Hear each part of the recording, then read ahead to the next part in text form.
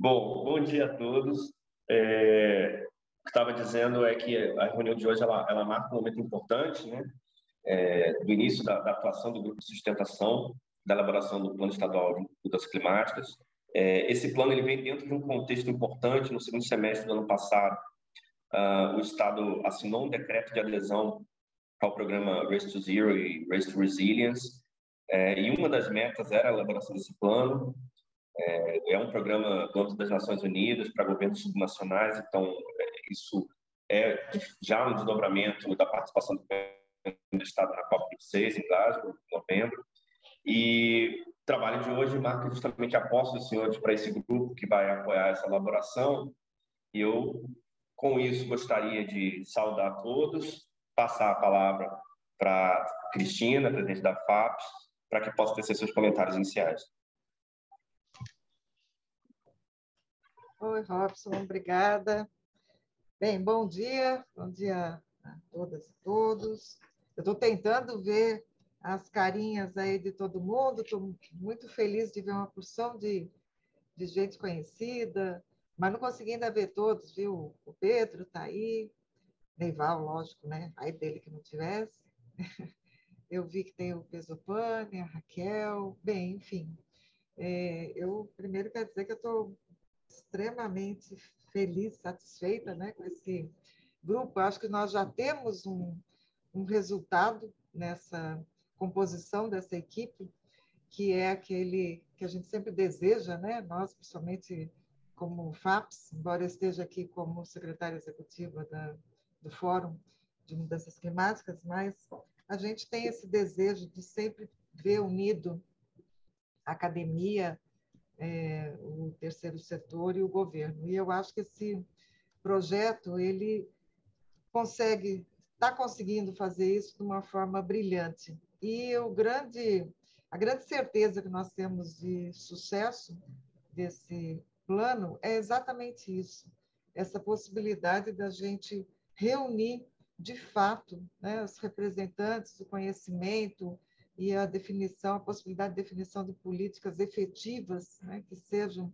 realmente realizadas. E vem de uma equipe com, né, a equipe do Neival, a equipe técnica, também o grupo de suporte, tão bem montado, com tantas pessoas que são tão referenciais nas suas áreas, isso nos deixa muito, muito felizes e com uma expectativa muito positiva dos resultados.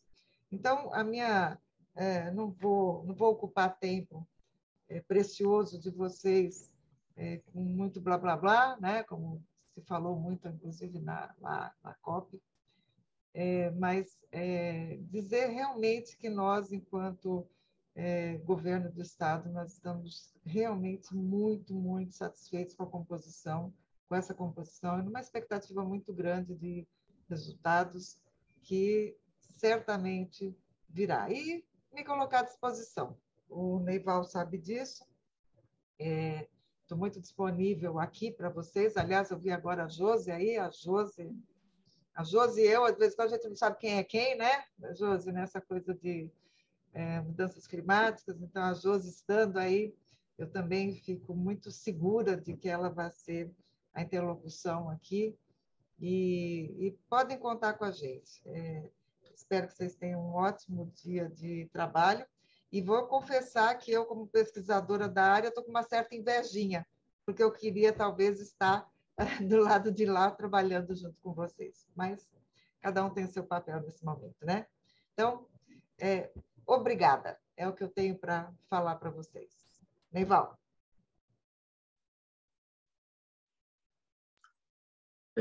Eu acho que agora a palavra com a Josi um pouquinho, né, para falar o papel do planejamento, né? Josi, por favor. Josi, eu vou pedir desculpa para você e pedir desculpa a todos. Eu estou numa outra reunião também. Então, eu só vim realmente dar um oizão bem grandão, e agora eu deixo aí a coisa com vocês, tá bom? Tá joia, Cris. Um abraço. Obrigado, Cris. Tá. Bom dia a todos e a todas. Para quem não me conhece, eu sou Josiane Zogby, subsecretária de Planejamento e Projetos do Governo do Estado, na Secretaria de Economia e Planejamento. E tenho ali, né, tenho uma grande honra também participar aqui desse grupo, junto com o professor Neival, Robson, Fabrício, secretário Fabrício, para poder articular, né? Então, meu papel é de articulação para dentro do governo, né? Então, a gente tem aqui participando diretamente a SEAG, a SEAMA, o IEMA, a Incapero, o IDAF, a ASP, CESAM, CEMOB, CEDURB, né? Que fazem parte aí do grupo de sustentação, que depois o professor Neival vai falar um pouquinho mais do papel de vocês. Papel importantíssimo, né? Um papel articulado, um papel de trazer contribuições realmente importantes para a construção do plano, que o nosso Estado ainda não tem, né? Então, nós vamos entregar um produto muito importante relacionado aí a essa questão climática, né? Muito importante, muito inovador, muito de vanguarda, né? Esse tema é muito importante para que a gente possa construir junto. E por isso o papel de vocês é importantíssimo, né? E de cara eu gostaria de agradecer também aos secretários que indicaram, todos vocês aqui foram selecionados, né? Com todo cuidado pela secretaria, e são pessoas que com certeza, professor Neival, vão contribuir muito, muito com a academia, muito com o plano, né? Muito aí com esse grande produto, tá bom? Deixo o meu grande abraço para vocês, estou aqui à disposição, depois se vocês quiserem conversar comigo até em outro momento, tirar algumas dúvidas da atuação de vocês, eu fico à disposição, tá bom? Obrigada, bom trabalho a todos. Professor Neival. Obrigado, Josi. Eu vou compartilhar minha tela e aí a gente começa, vamos dizer assim, começa a apresentação e começa a falar efetivamente sobre o projeto, né? Todos estão visualizando a minha tela e estão me ouvindo bem? Sim. Sim, perfeito. Então tá, vamos começar. Bom, a ideia aqui, tá? Eu vou falar sobre o plano, tá? E depois a gente vai ter um espaço para discutir, tirar dúvidas e, efetivamente, né, debater todas as questões relacionadas à confecção do plano. Nota que, durante a apresentação, vocês vão perceber que vocês ocupam um papel central na construção do plano.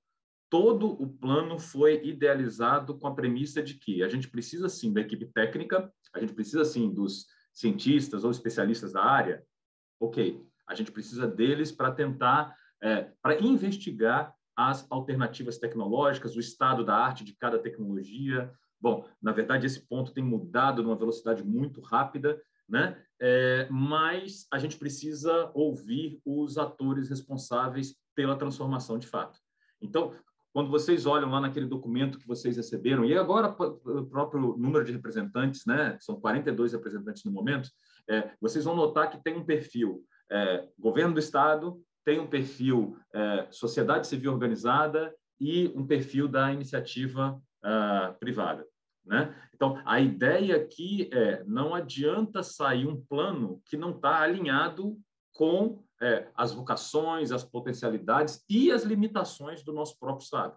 Tá? Então, a ideia da participação de vocês é justamente que vocês sejam atores ativos no processo. Não, isso aqui não está bom, esse caminho não é o adequado. Olha, a gente já está fazendo em tal rota, né?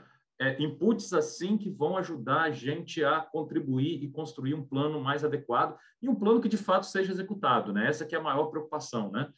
Eu tenho certeza que todos vocês que participam, né, de atividades de planejamento estratégico sempre têm essa preocupação, né, de efetivamente cumprir ou implantar aquilo que foi desenhado.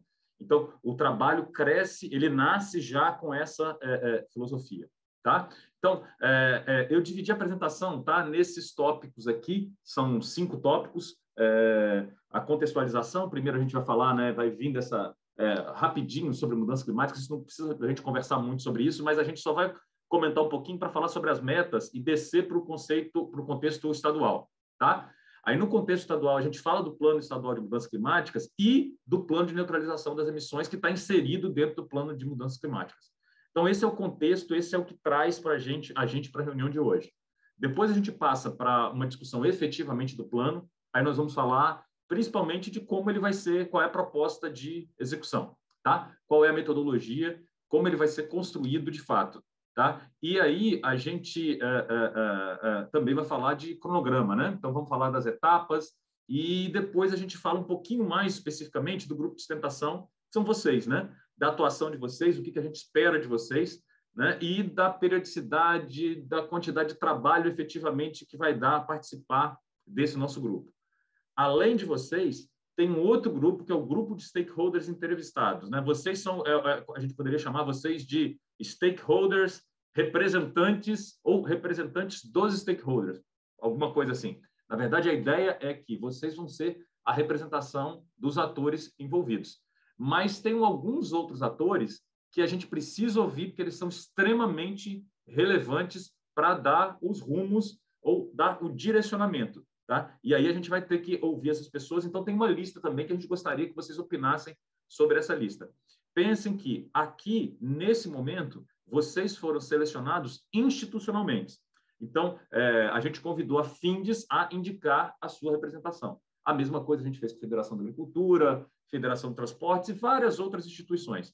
Então, vocês estão representando as instituições que têm uma capacidade, né, de fornecer dados, mas principalmente a representatividade daquele setor, daquelas entidades que estão filiadas, por exemplo, a Findes, Transportes e por aí vai. Mas a gente precisa agora, nesse outro grupo, ter uma conversa, por exemplo, com o CNPJ, né? Com a entidade mesmo. Por exemplo, quais são os planos da Vale? Quais são os planos da Celor? Suzano, Petrobras, né? Quais são os planos para transição energética? Então, aí vem uma etapa um pouco diferente, que é uma etapa de consulta, de entender efetivamente os planos já em execução ou que estão sendo elaborados e tentar alinhá-los com o nosso plano estadual. E aí a gente fecha a reunião falando dos próximos passos, que são efetivamente o dever de casa. Tá? O que a gente vai fazer na próxima etapa e já se prepara para a nossa próxima atividade. Tá bom? Bom, vamos lá, vamos começar. Então, trazer um pouquinho da contextualização. Bom, isso daqui eu acredito que vocês já sabem, né? A gente tem todos os relatórios do IPCC e aí, ao longo, eles começam lá em 1990, então essa temática de mudanças climáticas ela não é nova, né? A gente já vem discutindo ela significativamente. Na verdade, o primeiro cientista que publica um artigo sobre isso foi o Arrhenius, lá em 1800 e alguma coisa, já comentando sobre a possibilidade de mudanças climáticas, lá naquela época da Revolução Industrial, quando começou a se queimar carvão de maneira muito excessiva, e aí percebeu-se o quê? Naquele momento, o potencial das mudanças climáticas. Bom, de lá para cá, a coisa tem evoluído e as preocupações têm se tornado cada vez maiores. Se vocês observarem os relatórios do IPCC que estão aí na tela, ali eu extraí frases do resumo deles, né? De cada um deles. Vocês notam que lá em 1990 havia uma discussão assim, existe uma tendência, né, do aquecimento global estar acontecendo, né, por causa dos gases de efeito estufa. E aí o palavreado ele vai mudando, ele vai sendo alterado ao longo do tempo, e aí a gente percebe, por exemplo, agora no relatório que saiu em 2021, no final do ano, que ele já é bem mais forte e ele já fala que as mudanças climáticas já estão presentes, né? Elas não são uma coisa que existirão no futuro, elas já estão presentes, a gente já está observando isso. E a influência humana ela é inequívoca. E aí existe a clara relação com os gases de efeito estufa. De maneira geral, para a gente, os efeitos das mudanças climáticas eles vão aparecer. A gente fica sempre muito preocupado com a alteração do nível do mar, a gente fica sempre muito preocupado com o aumento de temperatura, mas o efeito talvez mais imediato e mais notável para a gente não seja muito propriamente dito a temperatura, né? Um dos grandes problemas, ou se não for o maior deles, apontado pelo IPCC, é que com o aquecimento global, eu tenho, claro, a atmosfera fica um pouco mais quente, e aí o ciclo hídrico, tá? Ele se torna mais intenso. A gente já está observando isso. O que acontece é que como a temperatura está maior, a água vai evaporar mais rapidamente. E aí a tendência aqui, a gente fala que a tendência é, se eu tenho uma evaporação mais intensa, eu tendo a produzir nuvens também mais intensas. E eu tendo a produzir o quê? Da mesma forma, vai secar mais rápido. Então, eu vou ter nuvens mais intensas, episódios de chuvas mais intensas, mas, ao mesmo tempo, eu vou ter estiagens mais intensas. Então, na verdade, para algumas regiões do mundo, a quantidade de chuva média vai aumentar. Para outras, ela vai diminuir. Para o nosso estado é um dos que mostra que tem uma diminuição, tá? Na média das chuvas. Mas um grande efeito que a gente observa, e a gente já está observando, são os períodos prolongados de estiagem, e quando tem as chuvas, eu tenho as chuvas muito intensas. Isso vai levar à necessidade de adaptação. A gente já está vivendo isso aqui no estado. As mudanças climáticas não são uma coisa que, vamos pensar em 30 anos no futuro. Não, a gente já está vivendo esses episódios, essas enchentes, né, essas enxurradas que a gente está vivendo nas nossas cidades quase que anualmente. O que está acontecendo? Isso existia antes? Sim, existia. Mas a gente consegue mostrar que elas estão ficando mais frequentes e mais intensas. Da mesma forma, a questão das secas, né? Os períodos de estiagem estão ficando mais prolongados. Isso é um grande problema, principalmente num estado como o nosso, que tem uma parcela significativa do PIB dependente da agricultura. Se vocês lembrarem, em 2015, não só a agricultura foi afetada pelaquela grande seca, né? A própria atividade industrial, né?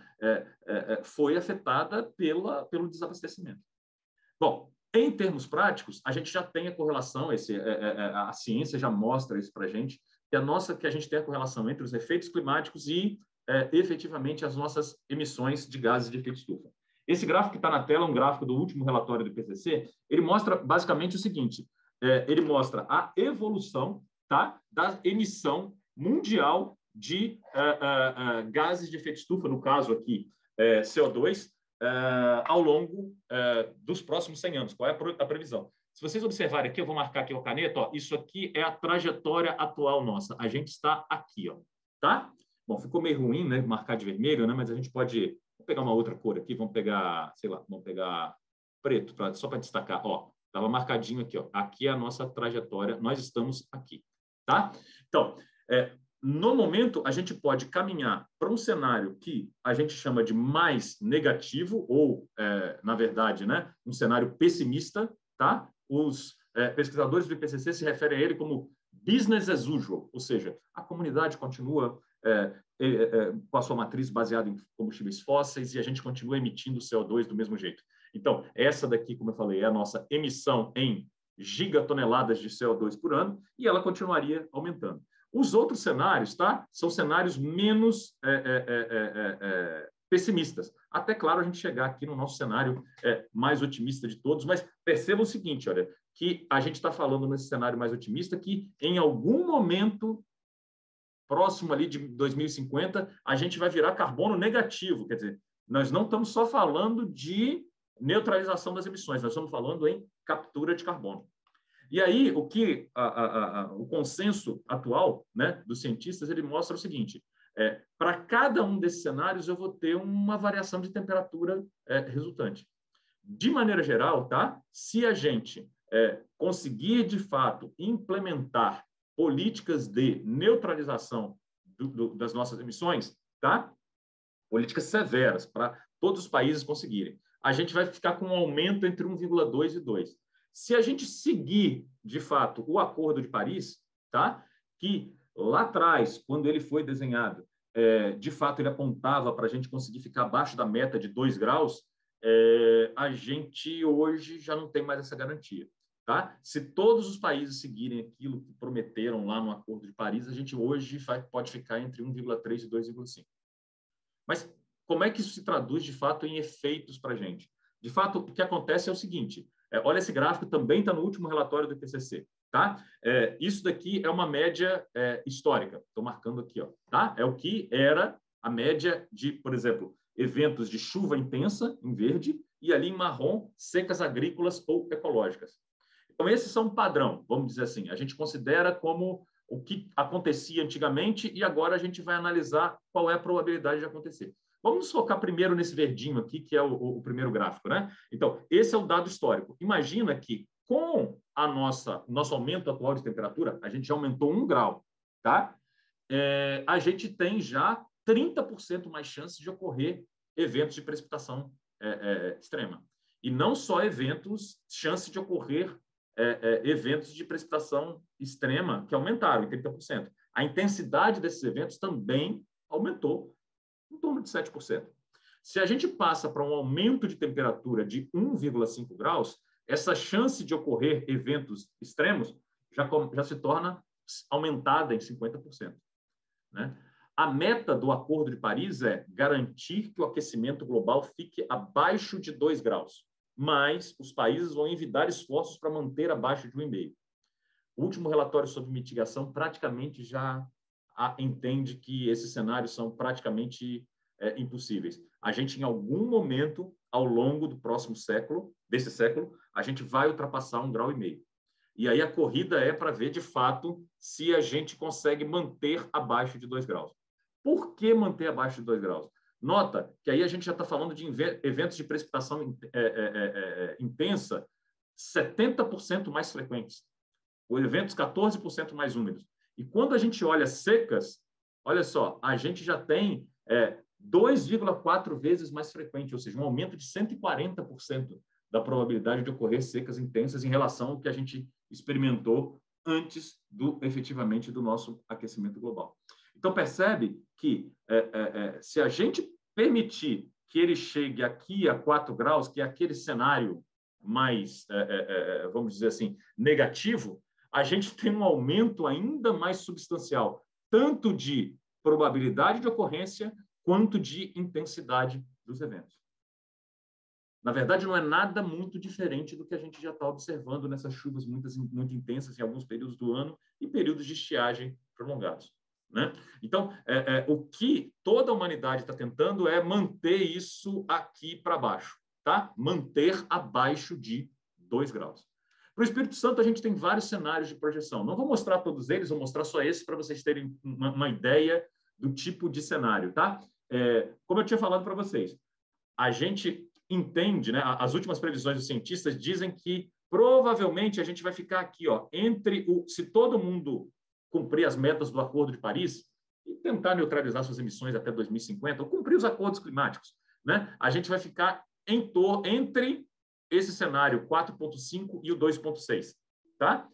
Para o Espírito Santo, por exemplo, olha aqui o que seria um cenário 4.5 da previsão dos dados do INPE, tá? Esse é o modelo do INPE. Aqui seria, tá? O número de dias de estiagem. Na verdade, esse é um parâmetro climatológico que mostra o número de dias, em média, sem chuva durante cada ano, tá? Número de dias consecutivos sem chuva, tá? Se vocês notarem, claro, né, a gente tem o norte do estado mais seco, né? E a gente tem algumas regiões ali que a média chega a 30, 35 dias. Observa que se a gente tiver esse cenário 4.5, né, que é uma possibilidade real, a gente pode ter um aumento de até 30 dias além desses 30 dias já existentes. Então, para a gente aqui no Espírito Santo, na verdade, essa região, né, de transição que a gente vive aqui entre Sudeste e Nordeste, né, a gente está subindo ali para a Bahia, os efeitos para a Bahia também são bastante similares. Esse é um dos principais efeitos. A gente vai aumentar o número de dias com estiagem. Se a gente desce mais para o Sudeste, a gente vai ver que um dos principais efeitos está muito relacionado ao aumento de intensidade da chuva. De qualquer forma, o que acontece, então, é que a gente precisa estar preocupado, quando a gente fala no contexto estadual, com 2 tipos de atividade. O primeiro deles é a adaptação. Como eu falei, os últimos resultados do IPCC mostram que a temperatura já aumentou 1 grau. E no relatório que saiu no começo do mês passado, mostra que os cenários de revisão de emissões, eles não apontam como muito provável que a gente vá conseguir evitar que a temperatura chegue em algum momento acima de 2 graus. Os cenários mais otimistas mostram o seguinte: a gente vai continuar aumentando, chega até 2 graus, fica alguns anos em 2 graus e depois a gente começa a cair e vai ficar em 1,5 por um bom tempo. Então, de qualquer jeito, a gente vai precisar de discutir adaptação. A gente vai precisar discutir adaptação das cidades, adaptação, barragens, por exemplo, para tentar ter mais resiliência a essas chuvas intensas e aos períodos de estiagem. mas a gente também tem a necessidade de ações de mitigação. Não só porque nossas ações de mitigação vão contribuir para a melhoria global das taxas de emissão e vão contribuir para aquela trajetória, né, de menos carbono do mundo. Na verdade, o que está acontecendo é que o mundo todo já está caminhando assim. O próprio Brasil, e aí tem muita discussão sobre essa questão de meio ambiente, como o governo federal conduz a questão ambiental ou as metas de redução de emissões, mas o fato é que, na última Conferência do Clima, em novembro do ano passado, o governo brasileiro assumiu o compromisso de neutralizar suas emissões de gases de efeito estufa até 2050. Então, de fato, essa é uma direção que nós precisamos trilhar. Nesse contexto, o Espírito Santo ele aderiu oficialmente ao Race to Zero e Race to Resilience, que são 2 programas das Nações Unidas. Tá? Basicamente, o que acontece quando esses programas são abertos para países, estados, municípios e instituições, principalmente. O foco é gerar a ação dentro da sua instituição, ou dentro do seu governo local. E aí a ideia é você se comprometer com ações visando a resiliência climática, claro, né? Você se adaptar às condições climáticas e você se comprometer com ações de mitigação. Race to Zero quer dizer você se compromete a neutralizar suas emissões até 2050. Nesse contexto dessa adesão e toda essa preocupação climática, né, o Espírito Santo ele cria o Fórum Estadual de Mudanças Climáticas. Alguns de vocês aqui que estão conversando com a gente fazem parte desse fórum. Né? Esse fórum é um fórum estratégico, então quem preside o fórum é efetivamente o governador do estado, e aí a gente tem representantes da Munis, Procuradoria do Estado, a gente tem municípios, Conselho Estadual de Meio Ambiente. Na verdade, é um fórum mais estratégico. São representantes que fazem parte da esfera decisória, né, de várias instituições. Acompanhando esse fórum, assessorando esse fórum, tem abaixo dele a Comissão Estadual de Mudanças Climáticas, que aí já é o fórum mais executivo, né? A gente diria o mais tático, né? Que é efetivamente o pessoal mais técnico que vai analisar as questões técnicas e subsidiar, claro, as decisões do pessoal lá do Fórum Estadual de Mudanças Climáticas. Tá?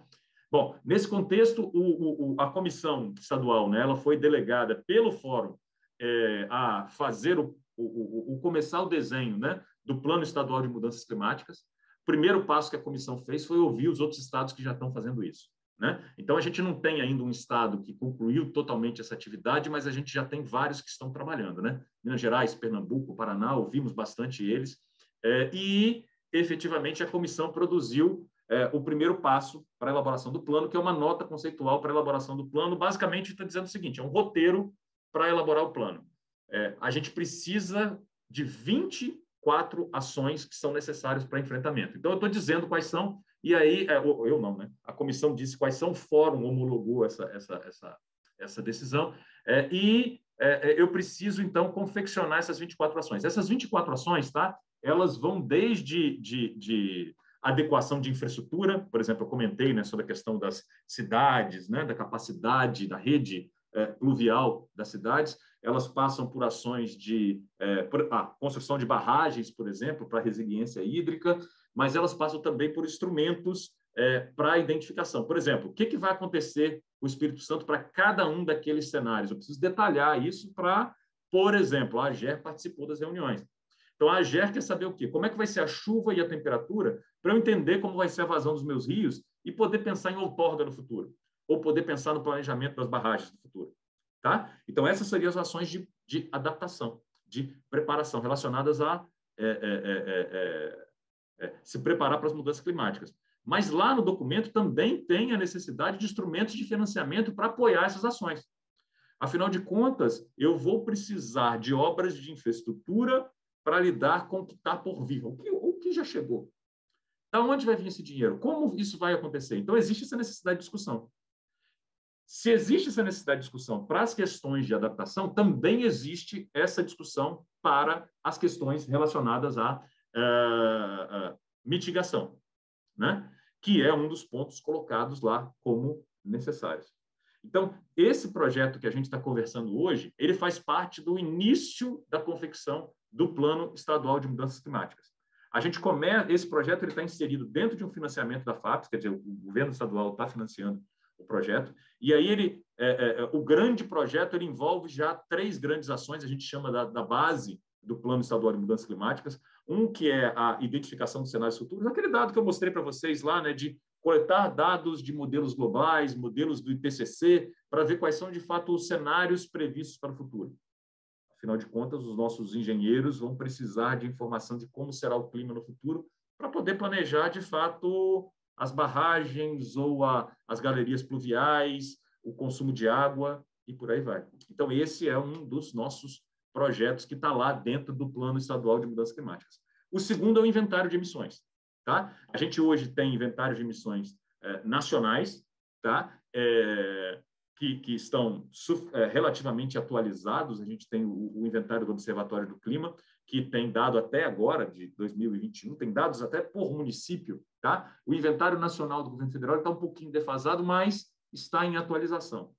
Mas o grande problema aqui é que esses dados se baseiam em dados nacionais, e quando eles pegam os dados locais, eles vão tentar usar os dados disponíveis publicamente, que nem sempre são os melhores dados. A gente pode fazer melhor. A gente tem conversado bastante com a FINDES, né? E com outros setores. A ideia é ter um inventário local, um inventário estadual, com dados estaduais, para a gente conseguir compreender cada setor e entender essa dinâmica das nossas emissões de gases de efeito estufa. Bom, e aí finalmente vem o subprojeto 3, aí a gente chegou, de fato, no nosso objetivo da reunião, né? A gente falar sobre o plano de neutralização das emissões dos gases de efeito estufa. O plano em si, ele tem um objetivo duplo, tá? Ele tem 2 etapas principais, digamos assim. Bom, o objetivo dele é único, né? Neutralizar as emissões de gases de efeito estufa no Espírito Santo. Mas ele vai ter 2, vamos dizer assim, 2 etapas. Eu tenho uma etapa de identificação das rotas tecnológicas que são aplicáveis efetivamente para o Espírito Santo, e aí, claro, eu preciso discutir qual é a vocação do Estado. A gente participou de um evento da FINDES na semana passada sobre a rota de energia do futuro, né? E aí uma das discussões, o Espírito Santo tem a vocação do gás. Qualquer caminho para o futuro tem que passar pelo gás natural. Bom, isso foi um dos participantes que estava lá no evento comentou. E aí a gente, no nosso papel de pesquisador, a gente vai ter que fazer o quê? É isso mesmo? É essa que é a leitura dos atores do Estado? A gente precisa contemplar isso, então, dentro do modelo de desenvolvimento. Ou não, essa não é a leitura correta. Isso foi a leitura de um único ator, né? Essas questões, elas são importantes. E a identificação de rotas tecnológicas, ela parte da onde? As soluções tecnológicas, elas estão disponíveis, né?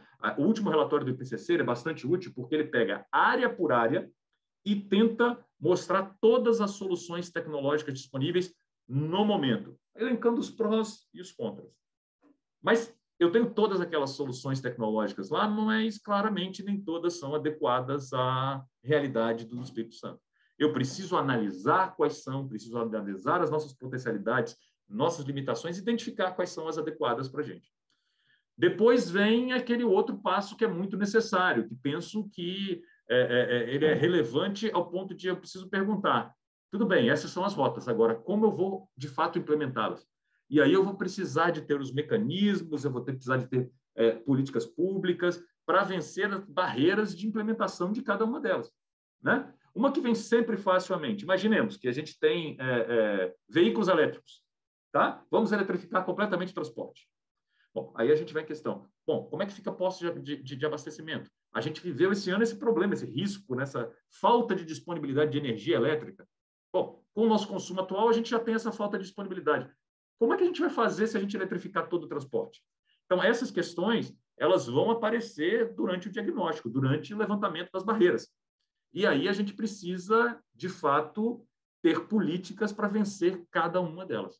Então, o plano, ele vai contemplar isso, ele vai tentar estruturar um cronograma de fase de implementação, tá? Ele vai colocar datas para revisão, isso é muito importante, porque a tecnologia disponível e a maturação de cada tecnologia de hoje dificilmente serão a mesma de 2030, por exemplo. Né? Provavelmente a gente vai ter que ter uma priorização e a gente tem que discutir, claro, com os setores do governo quais serão como desenhar as políticas de incentivo mais adequadas. O desafio... Bom, deixa eu mostrar para vocês o desafio. Essas daqui são as emissões do Estado do Espírito Santo. Tá? A gente vinha numa trajetória bastante ascendente aqui, né? A gente observa que cresceu bastante aqui, né? Mas aí a gente observa um leve decréscimo aqui a partir de 2015. O PIB do Estado também, a gente observa isso, né? Mas a gente está falando aqui de 30 megatoneladas de CO2 por ano, tá? Milhões de toneladas de CO2 por ano. O desafio nosso, ele é bem diferente do desafio brasileiro, né? A gente está num grupo muito parecido com os outros estados do Sudeste. Quando a gente olha a questão do Rio de Janeiro, a questão de São Paulo, Minas Gerais, a distribuição é muito parecida com aquela ali, né? Enquanto o Brasil tem uma contribuição muito significativa de mudanças do uso do solo da terra, florestas, né? Basicamente, a gente está falando daquele verdinho aqui para o Brasil, a gente está falando de queimadas. E aí tem um papel muito relevante da Amazônia, né? Para as emissões globais brasileiras. Quando a gente começa a falar dos inventários de emissão dos estados da região Sudeste, a gente começa a encontrar algo mais parecido com o que a gente está vendo aqui. Então, a gente tem praticamente 1/3 das emissões relacionadas ao setor industrial, 1/3 das emissões relacionadas ao setor energia, né? E aí o amarelinho ali, né? Ele é agropecuária, que são 18%. Se a gente juntar, né, o termo muito utilizado na terminologia de quem estuda mudança climática, a gente chama de AFOLU, né? Agricultura, pecuária, mudança de uso do solo e florestas. A gente somando os dois, a gente também vai chegar ali perto dos 30% quando a gente somar agropecuária e mudança do uso do solo. A gente tem uma parcela relevante ali, que é a questão de resíduos, mas a gente precisa olhar efetivamente setor por setor. Porque, por exemplo, na questão de agropecuária e florestas, tudo bem, a gente tem uma taxa de emissão significativa? Sim, temos. Mas a gente tem um potencial bastante significativo de compensação de emissões. E a gente pode lidar com isso. A gente já tem no Espírito Santo um programa implementado, né? O Reflorestar, que tem um potencial enorme de recuperação florestal e com isso um potencial enorme de captura de gases de efeito estufa. Da mesma forma, o setor de resíduos. O setor de resíduos ele tem um grande potencial de produção de biogás, junto com a agricultura, né, com a agropecuária, de produção de biogás, que, de acordo com os últimos dados de um relatório da ASP, esse número pode chegar até 1/3 da produção do consumo energético do Estado do Espírito Santo. Bom, difícil é você conseguir aproveitar todo esse potencial, mas o potencial está lá, né? Então, essas questões tecnológicas, efetivamente, a gente precisa discutir e abordar no nosso plano, né? Observando aqui, individualmente, cada uma das emissões, né? Observa o que a gente tem agora, né? A gente está falando para o setor energético, em torno de 10 milhões de toneladas, o setor industrial também, né? A gente tem aqui o crescimento, né, do setor de resíduos, né, com um aumento, né, gradual da população atendida por tratamento de esgoto, coleta de lixo, né? Então, essa é efetivamente a solução, mas o desafio ele fica mais claro quando a gente olha setor por setor. Por exemplo, se a gente olhar o setor de agropecuária, observa a nossa taxa de emissão. Vocês estão vendo que o desafio ele é muito grande para a pecuária. Existem alternativas tecnológicas? Sim, a gente tem um grupo que está trabalhando bastante nessa linha, né? Existem emissões relacionadas à agricultura também? Sim, existe. Né? Vocês estão vendo que aqui o terceiro item de emissão aqui são o uso de fertilizantes sintéticos, mas definitivamente a pecuária de corte, a pecuária de leite aparece como sendo uma emissão bastante expressiva. O que a gente pode fazer para tentar resolver o problema? Bom, tem várias alternativas tecnológicas que os especialistas já estão discutindo efetivamente para apresentar para vocês, atores, e ouvir a opinião de vocês e a gente tentar encontrar o melhor caminho para isso, né? Bom, aqui a gente está falando do setor de florestas, aí o setor de florestas a gente tem uma emissão significativa, não tão grande quanto a gente tinha lá, mas a gente tem uma emissão significativa efetivamente no desmatamento e nos resíduos florestais. Mas esse é um setor que a gente tem que olhar com muito cuidado. Por quê? Bom, na verdade ele está ali dentro do setor, né, do setor agropecuário, porque ele engloba toda a gestão dos proprietários rurais e como isso, essa questão do carbono e da compensação de emissões, pode atuar até como uma fonte de receita, né? A gente tem ouvido falar muito em créditos de carbono, né? Certificados de emissões reduzidas, como isso pode ser convertido de fato para a receita dos produtores rurais. Isso é bastante relevante e receita para o nosso próprio Estado. Bom, um dos convidados para o nosso grupo de sustentação é o pessoal do SOS Mata Atlântica, porque a gente enxerga que existe um potencial significativo para juntar a recuperação da Mata Atlântica, ou juntar ações de recuperação florestal com compensação de emissões e com fonte de receita ou remuneração de serviços públicos, de serviços ambientais. Bom, a gente discute esse assunto mais na frente, senão a gente, diria assim, a gente tem conversa para mais de metro aqui nesse tópico, né? Olhando aqui resíduos, a gente vai na mesma linha. No inventário, só estão contemplados os resíduos de efluentes líquidos e os sólidos. Bom, nesses aí, já dá para a gente analisar e ver as oportunidades de melhoria, né? Afinal de contas, na decomposição dos resíduos orgânicos, eu tenho a emissão de metano. A simples queima do metano para CO2 já diminui consideravelmente as emissões, porque o metano tem um potencial de dano de efeito estufa muito maior do que o CO2.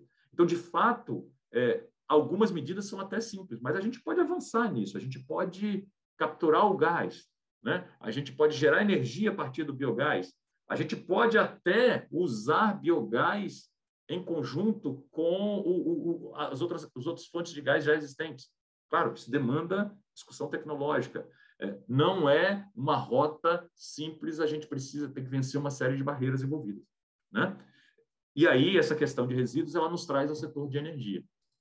Professor, pode interromper antes, no caminho? Claro, pode sim, fica à vontade. Mesmo. Prometo que vou me conter, mas é porque eu estou focado na minha dúvida aqui, não estou prestando atenção. Pode falar, é melhor. Meu nome é Raquel, prazer, Raquel da SecTids.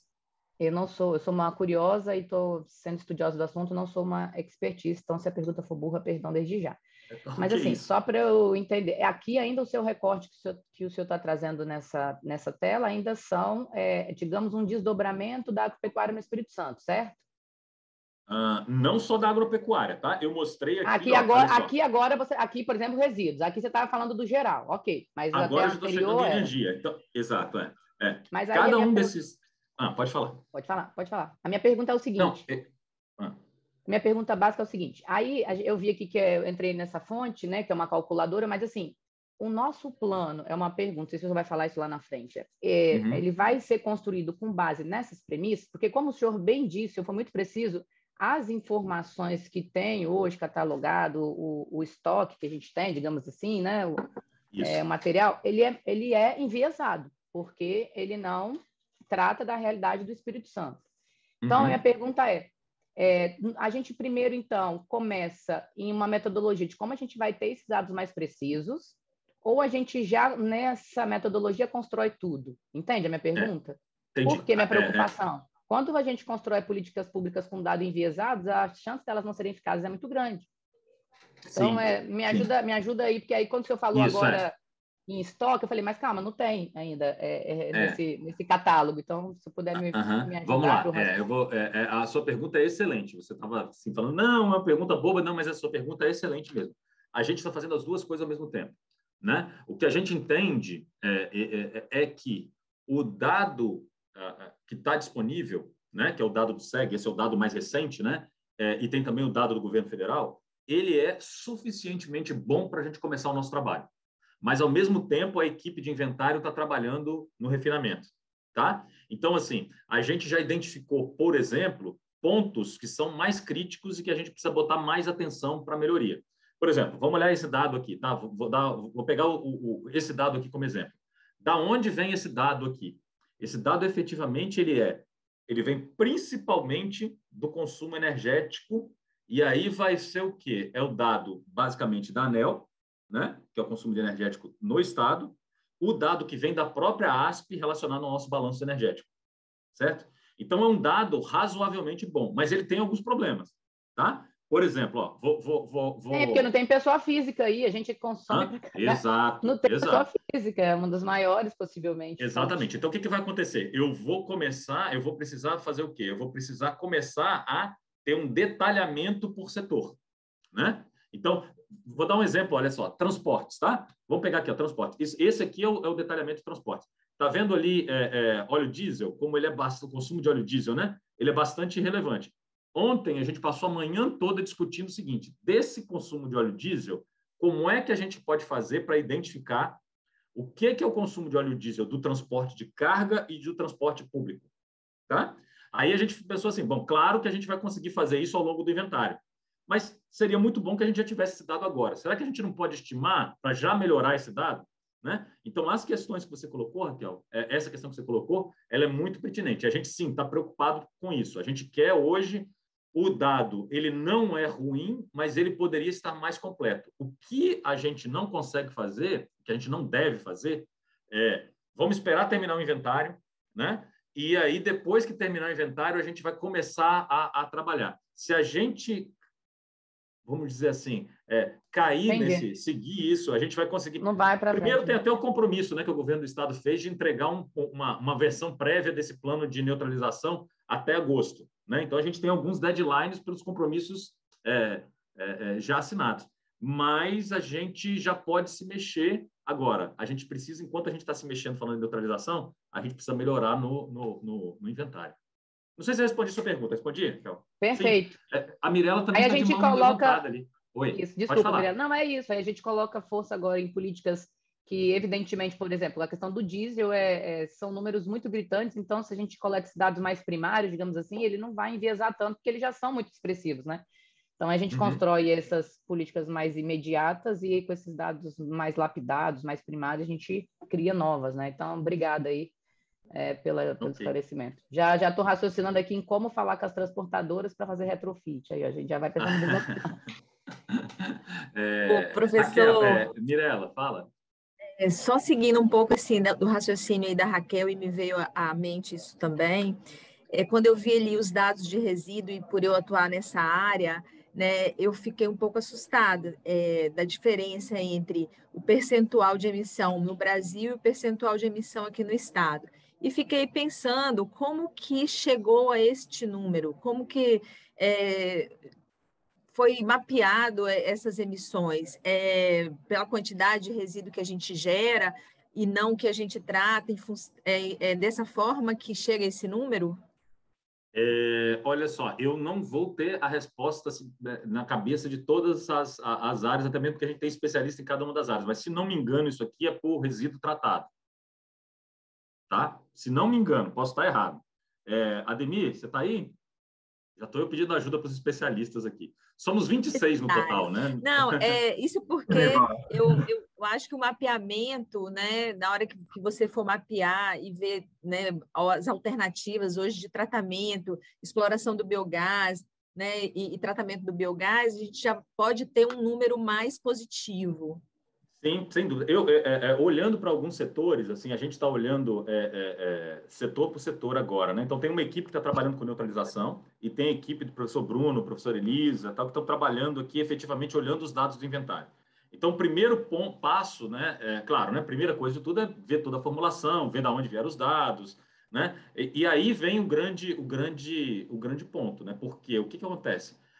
Em vários momentos, os inventários nacionais eles vão usar, claro, dados nacionais, mas eles pedem informação para o Estado, né? Então, por exemplo, aquele de energia que eu comentei, que é esse aqui, né? Ele usa o balanço energético da ASP para chegar nesses números. Mas em vários pontos ainda tem uma série de suposições que, se a gente tivesse dado local, e aí podendo conversar com vocês, a gente consegue melhorar muito a estimativa, né? Mas isso a gente ainda está estudando. Nós vamos fazer uma outra reunião dessa aqui, do mesmo tipo, só para falar de inventário. Porque o que vai acontecer é que nós vamos precisar também da atuação de vocês para ajudar, até mesmo a perguntar qual é a melhor forma da gente conduzir isso. Bom, primeiro a gente vai levantar tudo que está sendo feito, né? Bom, aquela ideia mesmo bem acadêmica, né? Primeiro vamos fazer revisão bibliográfica, né? Vamos olhar como o governo federal está fazendo e como o Observatório do Clima, que são os dois dados grandes que estão disponíveis, como eles estão fazendo, e vamos bolar uma proposta. E aí a gente traz para vocês, e aí vocês vão ajudar a gente a tentar especificar melhor. Porque realmente a distorção não é grande, mas elas existem e dá para a gente melhorar. Principalmente os dados de empresa. Um exemplo, né? A atuação de vocês lá, né? Que pegam já parte do gás, do biogás, né? E geram energia. Ela não aparece de maneira clara nesse inventário. Mas a gente já sabe que ela existe. Né? Por que não aparece? Porque não tem como, daqueles dados que estão lá, isso já aparecer. Então, aparece lá no resíduo. Então, essas questões, às vezes, elas ficam um pouco mascaradas, né? Ou a gente podia melhorar a qualidade das informações que a gente tem. Então, vai mudar um pouco. Tá bom? Fabrício levantou a mão. Fabrício, por favor. Oi, Neuval, boa tarde. Bom dia, né? Boa tarde. Pegando as duas perguntas, né? Eu achei muito interessante as perguntas, e essa questão do inventário é realmente uma etapa trabalhosa e uma etapa que sempre demanda muita curiosidade, né? Eu acho que esse conceito que você colocou, eu não sei se você vai usar esse material em outros lugares, qual etapa que vocês estão na divulgação, né?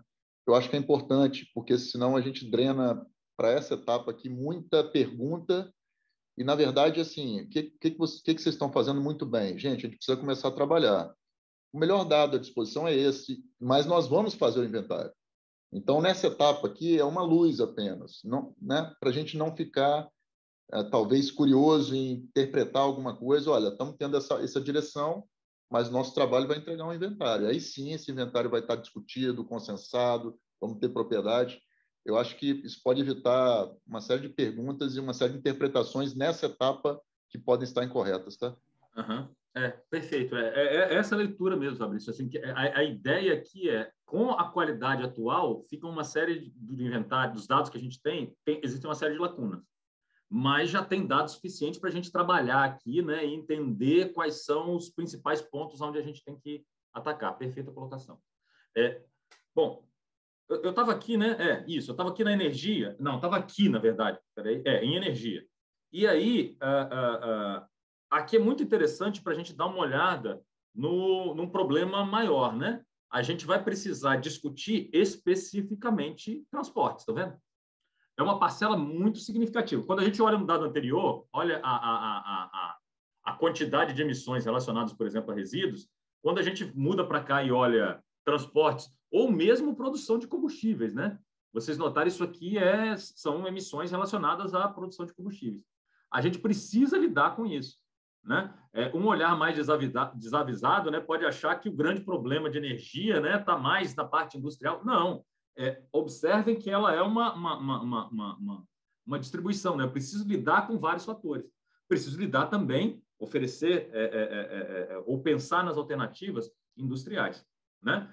Um dos pontos que a gente estuda com bastante cuidado é a questão de geração de eletricidade, onde a gente está muito sujeito à matriz nacional. E aí uma das coisas que a gente já aprendeu na discussão do próprio evento da FINDES na semana passada, né, das rotas de energia para 2035, existe quase que um consenso entre os técnicos da área que a gente tem que trabalhar mais com autossuficiência, né? Isso foi um dos conceitos que apareceu lá, né? E aí o Espírito Santo poder trabalhar um pouco melhor com essa matriz mais verde, né? No nosso estado, ficar menos dependente do grid. Então, essas discussões, elas são relevantes e a gente já está trazendo tudo que aconteceu, tudo que foi discutido lá naquele evento da semana passada, a gente já está tentando incorporar aqui dentro do nosso trabalho, né? Bom, no caso dos veículos, né, no caso dos transportes, é uma grande... aí sim, né, isso daqui talvez, a questão dos transportes apareça com mais naturalidade na mídia, né? Então, a questão de eletrificação dos ônibus, dos veículos, dos carros leves, como isso deve acontecer. Uma grande importância que aparece aqui, que tem que aparecer de fato, são os biocombustíveis. E aí tem uma série de gargalos. A gente já conversou com a FETransportes, a gente já viu vários problemas, né? Quem está fora do setor, às vezes, enxerga o biodiesel já como uma solução madura, viável para ser utilizada, e a gente já aprendeu que não é bem assim, né? Existem vários problemas tecnológicos para ser implementado. Tem outra alternativa, tem o diesel verde, por exemplo, o HVO. Então, eu acho que a opinião de vocês e os inputs que vocês vão trazer é bastante importantes. Então, passando agora direto para o plano, só para ressaltar o nosso desafio com um último slide. Nosso desafio é esse aqui. A gente vai precisar, então, neutralizar as emissões. Então, nós vamos ter que discutir. Não vai adiantar discutir um setor e pensar que aquele setor vai resolver o problema. A discussão aqui tem que ser todos os setores. E a premissa básica e a direção que a maior parte dos estados estão caminhando, e a gente está numa posição privilegiada aqui no estado, tem sido de vamos tentar minimizar as emissões em todos os setores. Vamos analisar as oportunidades energéticas. Por exemplo, aquele azulzinho lá que está grande, ele pode se tornar uma grande fonte até de créditos aqui com a geração de energia a partir do biogás. E eu posso aproveitar melhor o setor florestal. Então, uma estratégia inicial seria, um paradigma inicial seria, vamos minimizar as emissões o máximo que a gente puder. Aquilo que a gente não conseguir, a gente investe em processos de captura, tá? Como recuperação de florestas, e tenta fazer o quê? E tenta compensar aquelas emissões que a gente não conseguiu reduzir, porque existirão, né? E a gente tenta compensar essas emissões, e quem sabe, a gente pode até ser até um pouco mais ousado, conforme o trabalho que a gente fizer de minimização, a gente pode ter até um ganho muito maior com florestas e compensar isso, e quem sabe virar carbono negativo mais lá para frente, depois de 2050. Mas vamos falar primeiro de carbono neutro, né? Que é o objetivo, a gente está no carbono, não conseguiu ainda chegar nesse sonho, depois a gente fala do próximo. Bom, então esse é o nosso objetivo. Vou falar um pouquinho agora do projeto, efetivamente, como é que é o plano de construção, tá? O plano de construção, ele se baseia basicamente é ótimo, né? Ele tem a base dele nesses dois pilares, tá? A gente traz especialistas das áreas, então a gente trouxe pesquisadores da UFES, do IFES, do INCAPé,